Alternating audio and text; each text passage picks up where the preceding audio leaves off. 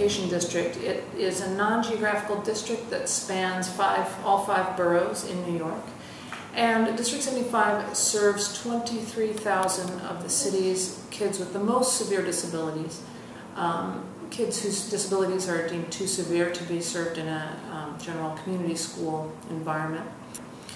The kids in District 75 have a wide range of disabilities: autism spectrum disorder, cognitive delays, emotional and behavioral disturbances, and kids with multiple disabilities who may be medically fragile or have cognitive delays in addition to physical challenges. CASTA is a program we started 3 years ago called Communication and Socialization Through the Arts. And the point of CASTA, we were working with students on the autism spectrum, and more specifically with their teachers. It's a professional development program designed to help these teachers learn strategies based in the arts: music, dance, visual arts, and theater, to help the kids improve their communication and socialization skills. There's very little data out there so far on what the arts can do for special ed populations, specifically with children with autism. But what the research in this case is showing is that these are strategies that can really reach children in ways that otherwise they might not be able to be reached. The autism world, you're building 6 different curriculums based on 6 different needs. Nobody's at the same level, so every lesson has to be multifaceted in order to reach different types of students. Good? Good job. Do you want another turn, Mark? My turn. All right. Michael, Michael, Michael. Hi, my name is Mrs. Wade. I'm the teacher of grade 2 autistic students, 6 1-to-1.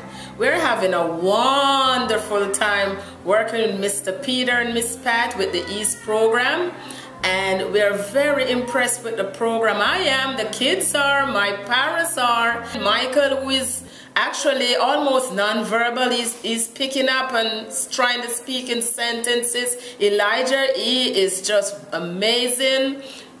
He's doing many actions in terms of imitating us, and we have fun. Whereas, oh boy, all my kids, Boomney, everyone, wonderful. William, the shy one, oh wow, eye contact is coming, raising his head. It's a major improvement. There have been a lot of studies done that show that the #1 educator in school are peers, and then the classroom, and then the teacher. And allowing kids to take charge, such as with the orchestra activity, putting one child in charge with stop and go cards, letting them direct their peers, really allows them to take on leadership roles. And go! Watch it now. And go!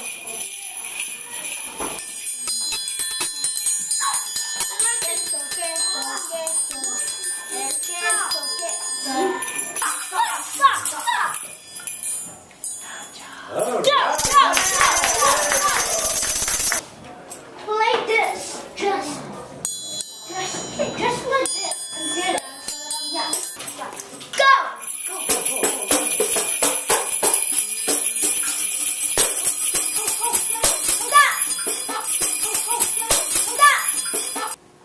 With ease, he can't stop talking. He just is participating, interested in what others are doing, requesting activities, taking kids by the hands, going up to Mr. Peter and saying, I want to dance. Why don't you dance? Show me how you dance. And just really being present. 1, 2, 3, go! Watch it, watch it.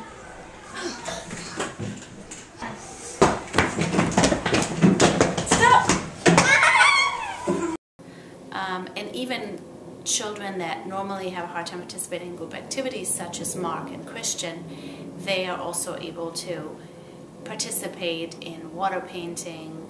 Things that have instant gratification are with things that are sensorily pleasing to them, like a brush and water, or the ribbon wand going up and down and watching it move. That's satisfying, especially for students that have difficulty participating and interacting with their peers. EASE has really built a bridge for them sort of to get out of their cocoon and be a part of the world that you and I are in. You looked into one of our instruments. The instrument seems to be empty to him. He looked in, he was trying to see if there was something in there, and he said, oh, it's nothing in there, it's empty. At this moment we realized that something I've never seen he did before. He was able to tell us that he's aware of what was going on. EASE is based on CASTA, so the CASTA results are very promising. And so we've seen those kinds of, what we think is impact on children's communication and socialization skills for children on the autism spectrum. What we're able to do with EASE is to look at different kinds of disabilities, cognitive disabilities, emotional disturbance, and try to make some distinctions among those, and to try to find out how the application of those strategies might be the same or different across degrees of disability, settings, and degree of exposure.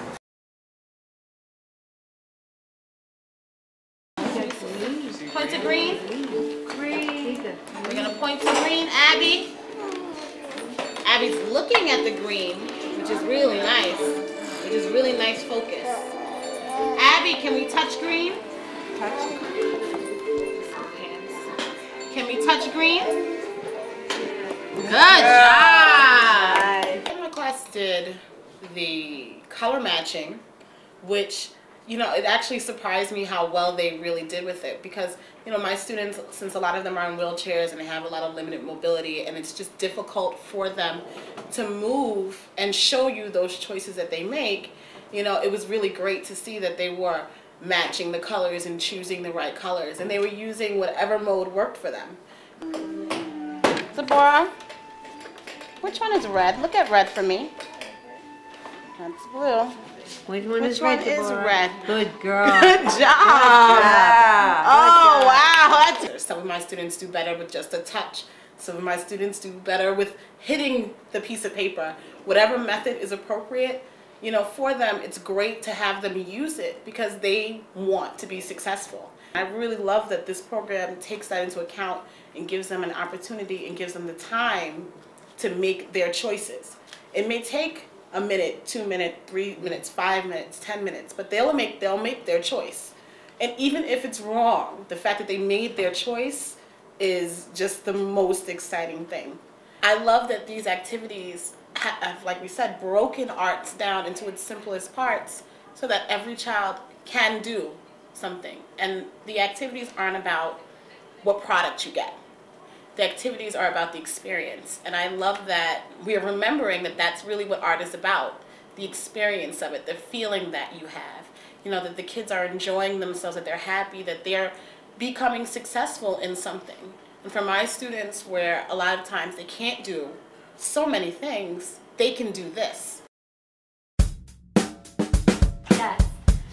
I have self-control because I'm cool and I can wait. All right. Can somebody tell me what a composer is? Composer of music. He leads the orchestra. Oh man, very good. Excellent.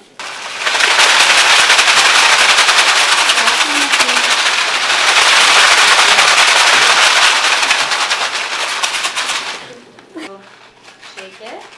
Do you want to hit it, or would you like to use your fingers to hit it? Which one do you like the best? Why don't you? This one? You don't know. Do you want to pick somebody to pick for you? No? So what are we going to do? What? That is. Do you want me to pick for you? Do you want me to pick somebody to pick for you? we gonna do? Everyone does their own thing? Let's tap with our fingers. Or like this. Like this. Okay, Amir wants us to do this. Are we ready? Not yet. I'm looking at Amir and waiting.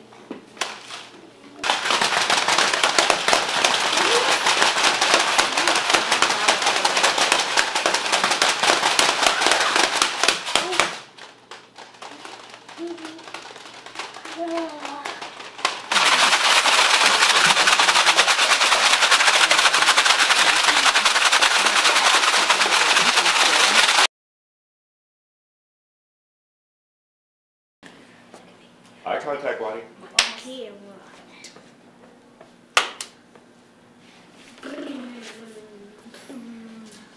Not looking at me, little thing. Ready?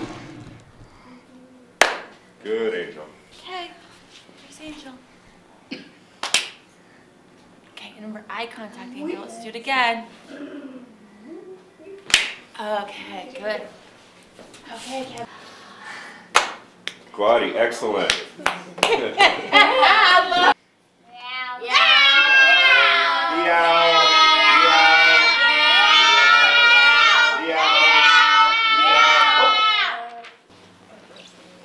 How about we do it with our hands clapping? Let's do a loud clap and a quiet clap.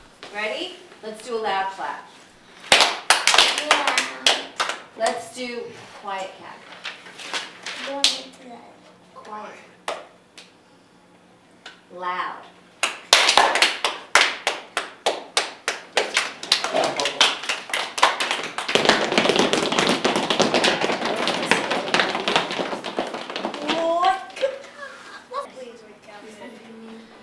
Oh. Give him the stick. Okay. That was really good. Oh, come on. Mr. Dawood. Oh, we're watching. Okay, everyone, all eyes. All eyes. Good, Angel. Good, Kevin. Okay.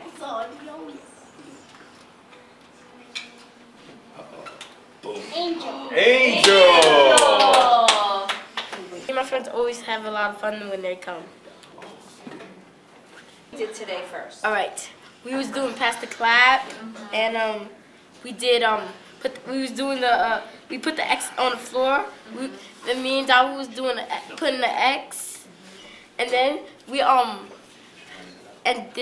then we had to sit down. And last week we was doing an art project. Oh, what was this? What did we do? We me and Dawu and Guadi were working together. And Miss Kim was there, Miss C was there, you was there, Miss Charlotte was there, Miss Tanya, Mr. Pedro. I had a lot of fun with you guys. The research really supports this idea that children learn through play. They learn most effectively through play, and it makes sense because they're interested in play in a way that they're, not as interested in many other things that we would like to get them to do. Because play sounds way more fun than rules.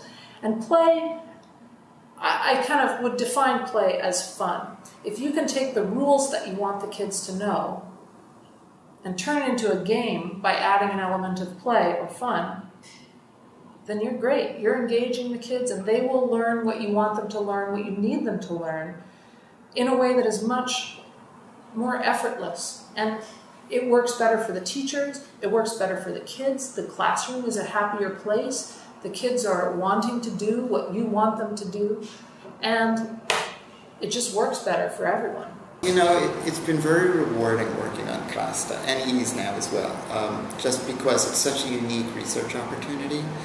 And they overwhelmingly wanted to continue to participate. These were teachers who were really disappointed. They really wanted to be able to continue to do it. And we interviewed teachers a year later who weren't a part of the program, and they were all telling us that they were continuing to use the strategies they learned in CASTA. So that's a real sign of impact and of the value for teachers. And particularly, in a case where teachers are so overwhelmed, they're told to do a lot of different things, and these are teachers who are continuing to use a program that's been brought into them because they see it as valuable. It's the basis of all learning. You have to have a good time. You have to feel like this is worth my energy, my focus, and EASE does that. Go!